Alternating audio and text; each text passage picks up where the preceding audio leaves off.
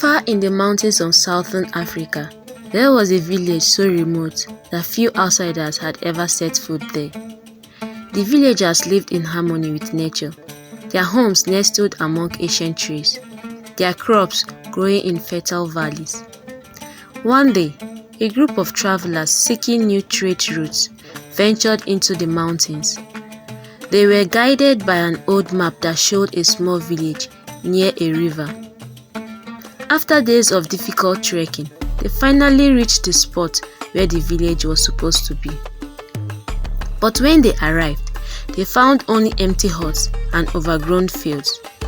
The village was completely deserted. There were no signs of struggle, no signs of life.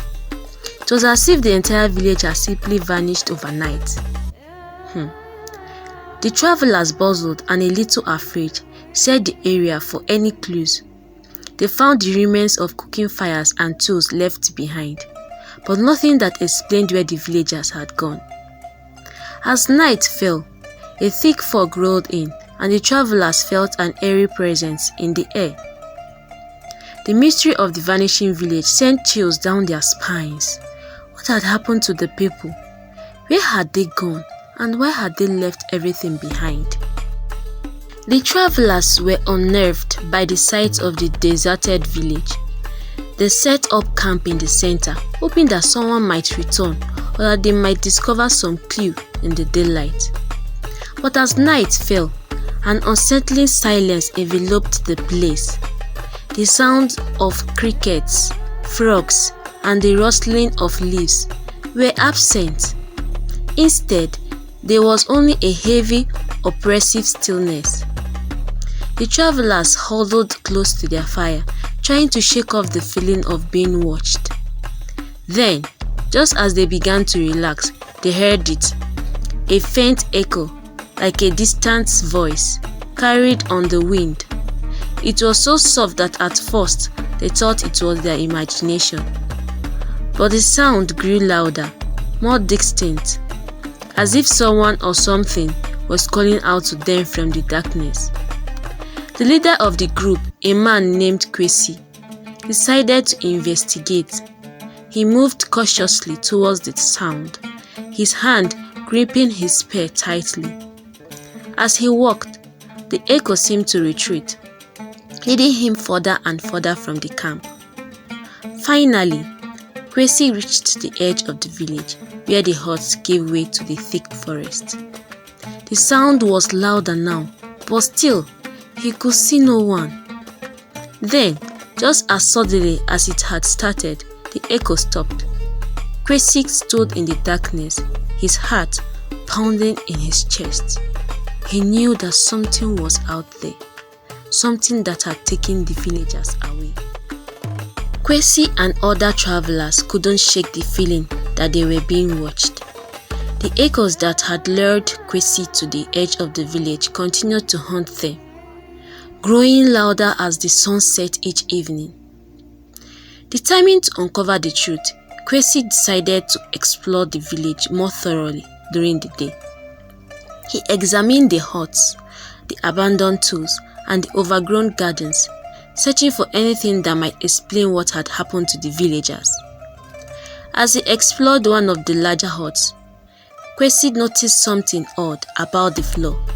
It was made of tightly packed earth, but there was a section near the back that seemed loose, as if it had been disturbed recently. He was curious. Kwesi called for the others and began to dig. After a few minutes, they uncovered a wooden trapdoor, hidden beneath a layer of dirt and debris.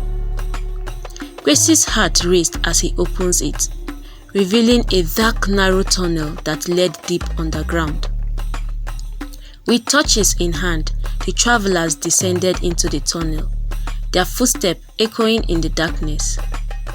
The air grew colder as they ventured further, the walls of the tunnel closing in around them.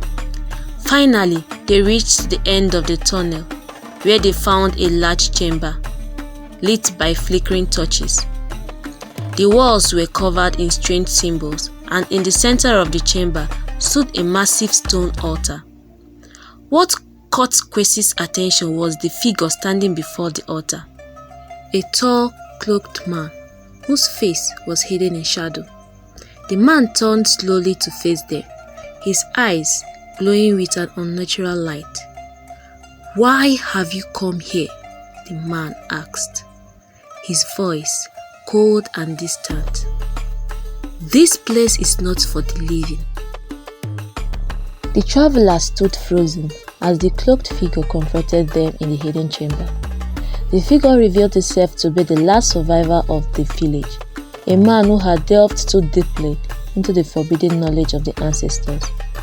He had unlocked ancient powers that he could not control, leading to the village's disappearance. The man explained that the echoes they had heard were the voices of the villagers trapped between worlds, unable to move on because of his actions. He had been using the chamber to try to undo the curse, but his efforts had only made things worse. Kwesi, understanding the gravity of the situation, offered to help the man free the trapped souls. Together, they performed a powerful ritual, calling upon the spirits of the ancestors for forgiveness and guidance.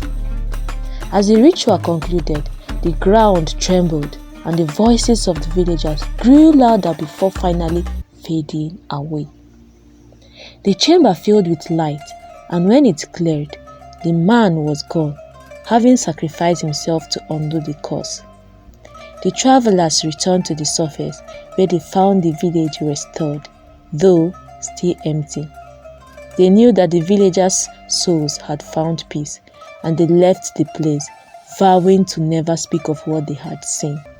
The vanishing village became a legend, a tale of the dangers of seeking forbidden knowledge and the price that must be paid for it. Thank you for watching. Please like and subscribe for more videos.